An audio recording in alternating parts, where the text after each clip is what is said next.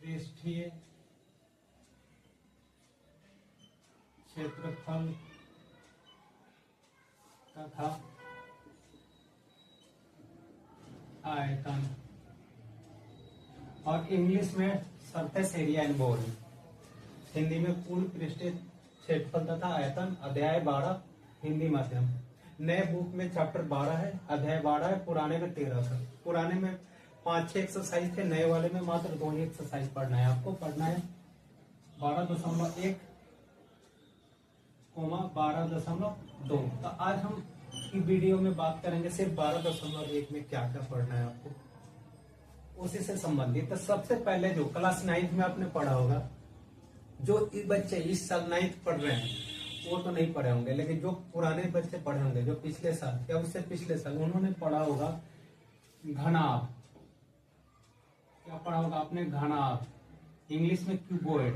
Cuboid हट गया है नए वाले बुक में, पुराने बुक में है, लेकिन 10वीं क्लास का पहला ही 12.1 का पहला क्वेश्चन ही घनाभ से संबंधित है। तो पहले आप पढ़ लो घनाभ का कुल पृष्ठीय क्षेत्रफल क्या होता है। घनाभ का कुल पृष्ठीय क्षेत्रफल का आप बुक में रट लोगे 2LB + BH + LH होता है, लेकिन ऐसा ही क्यों होता है? तो देखो घनाभ, इसका शेप जो होता है ना ऐसा होता है। ये घनाभ का डायग्राम है।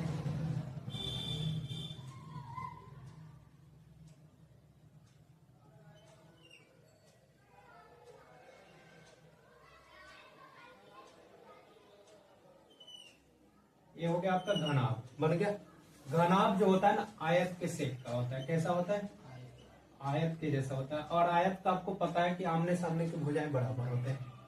अगर मान लो आपका ये चौड़ाई, ऐसे हम देखते हैं चौड़ाई है और ये लंबाई है, तो ये अगर लंबाई L हुआ तो ये भी L होगा, ये भी L होगा, ये भी L होगा, क्योंकि इसके सामने ये है और इसके सामने है, आमने सामने।